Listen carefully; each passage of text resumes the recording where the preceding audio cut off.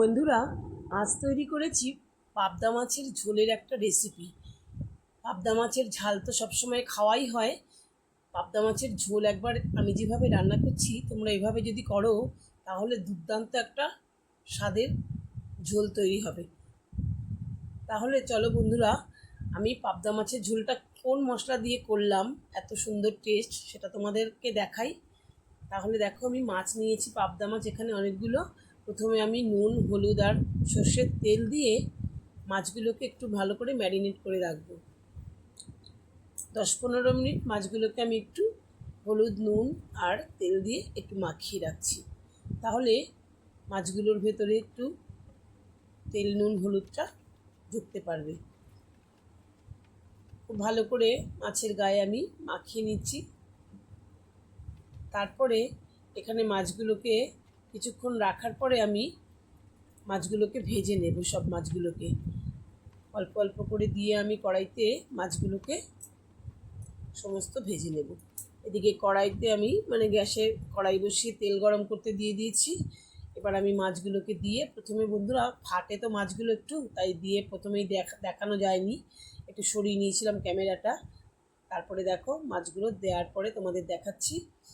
একটু যেহেতু ঝোল বানাবো তাই একটু কড়া করে মাছগুলোকে কিন্তু ভাজবো, নইলে পাবদা মাছ কিন্তু যেহেতু যদি আমরা ঝাল বানাই তাহলে কিন্তু অত ভাজার প্রয়োজন হয় না, হালকা একটু ভেজে নিলেই হয়ে যায়। বা একসঙ্গে অনেক সময় সর্ষে দিয়ে মাখিয়েও একদম বসিয়ে দেওয়া যায়। তো ঝোল করবার জন্য একটু লাল লাল করে ভেজে নিলাম মাছগুলোকে আমি। এরপরেও বাকি মাছগুলোকেও আমি এরকমভাবেই লাল লাল করে ভেজে তুলে রাখবো।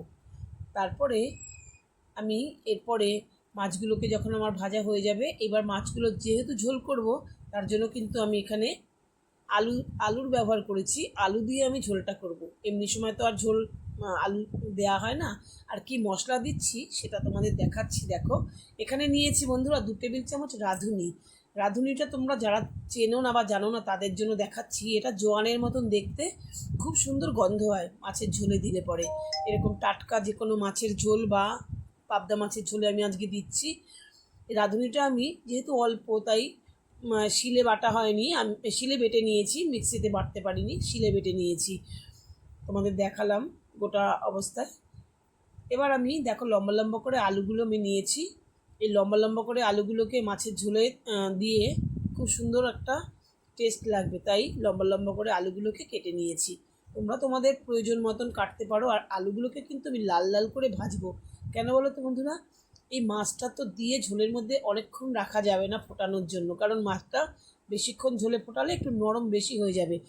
তাই আলু দিয়ে যেহেতু ঝোল বানাচ্ছি, আলুটা খুব নরম বেশ ভেজে একটু নরম হয়ে যাওয়া পর্যন্ত কিন্তু আমি আলুটা ভালো করে ভেজে নেব। তাহলে কি ঝোলে বেশিক্ষণ না থাকলেও আলুটা ভালোভাবেই সেদ্ধ হয়ে যাবে। মাছটা বেশিক্ষণ যেহেতু ঝোলে আমি রাখবো না। তারপরে আলুগুলোকে আমি তেল থেকে তুলে নিলাম। এবার এই তেলের মধ্যে আমি ফোড়নে দিয়ে দেব গোটা জিরে, একটা শুকনো লঙ্কা আর তেজপাতা। এটাকে খুব মিষ্টি গন্ধ আসা পর্যন্ত একটু নেড়ে চেড়ে নেব। বন্ধুরা, তোমরা যারা ভিডিওটি দেখছো তোমরা কিন্তু অনুরোধ রইল তোমাদের কাছে, একটু তোমরা লাইক দিয়ে দিও। আর কমেন্ট করে কিন্তু জানিও কেমন লাগছে আজকের মাছের ঝোলের রেসিপিটি। দিয়ে দিলাম একটু আদা, আর দিয়েছি বন্ধুরা টমেটো পেস্ট। টমেটোটা আমার না মনে হয় স্কিপ হয়ে গেছে আর কি, দেখানো হয়নি ক্যামেরাতে, তখন হয়তো অন করতে পারিনি। আমি এখানে টমেটো বাটা দিয়েছিলাম। আর দিয়ে দিলাম ধনের গুঁড়ো, জিরের গুঁড়ো, রেগুলার যে গুঁড়ো মশলা, আর দিয়ে দিলাম কাঁচা লঙ্কা। এবার দিচ্ছি একটু নুন আর হলুদ। এই মশলা আর কি, যেরকম রেগুলার মশলা খাওয়া হয় আমাদের মাছের ঝোল করতে গেলে।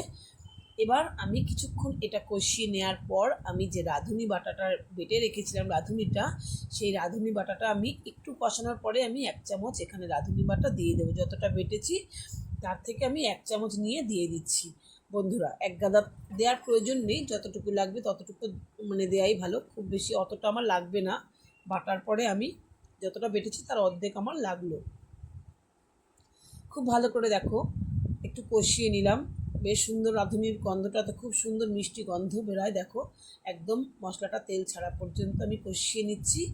এবার কষিয়ে নেওয়ার পরে বন্ধুরা আমি এখানে দিয়ে দেব, আমি একটু সাদা সর্ষে বেটে রেখেছি বন্ধুরা। এটা তোমরা চাইলে ঝোল করলে নাও দিতে পারো, আমি যেহেতু আমার সর্ষেটা বাটা ছিল, আমি আগে একটা রান্না করেছি সেটাতে আমি দিয়েছিলাম কিছুটা সর্ষে আমার ছিল, তাই ভাবলাম কি যে দিয়ে দিই। একটু জল মিশিয়ে আমি একটু ছেঁকে দিয়েছিলাম, যেহেতু সর্ষেটা একটু পাতলা করে আমি খোসাটা ছাড়িয়ে মানে ছেঁকে দিলাম আর কি বাটার পরে। তো আমি ঝোলে একটু সর্ষে দিয়ে দিলাম, দিয়ে তারপরে আমি এখানে নাড়াচাড়া করে বেশিক্ষণ কষাবার প্রয়োজন নেই, আমি জল দিয়ে দেবো।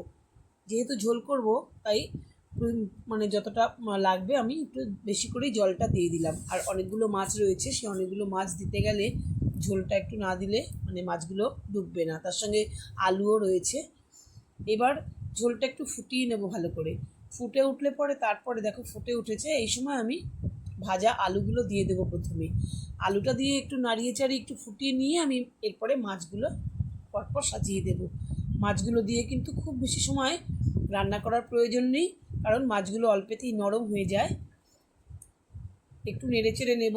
আলুটাও মোটামুটি আমার ঝোলে আগেই তো আলুটা অনেকটাই নরম হয়ে গিয়েছিল, মানে ভেজে অনেকটা নরম করে নিয়েছিলাম, ঝোলেও কিছুটা নরম হবে। আর মাছটা দিয়ে কিছুক্ষণ নাড়াচাড়া করে একটু নামানোর আগে ধনেপাতা দিয়ে একটু ঢেকে রাখলে পরেই দুর্দান্ত সাথে তৈরি হয়ে যাবে পাবদা মাছের ঝোলের রেসিপি। আশা করি রেসিপিটা বন্ধুরা তোমাদের ভালো লেগেছে। তোমরা এইভাবে তৈরি করে খেয়ে দেখো, সবসময় ঝাল না খেয়ে একবার এরকম ঝোল খেয়েও দেখতে পারো, রাঁধুনি বাটা দিয়ে খুবই ভালো লাগবে খেতে। তোমরা আমার পুরো ভিডিওটা দেখার জন্য তোমাদের অসংখ্য অসংখ্য ধন্যবাদ জানাই। আমার সঙ্গে থেকো বন্ধুরা, সকলকে অনেক অনেক শুভেচ্ছা ও ভালোবাসা জানিয়ে আজ শেষ করছি। দেখা হবে পরের ভিডিও।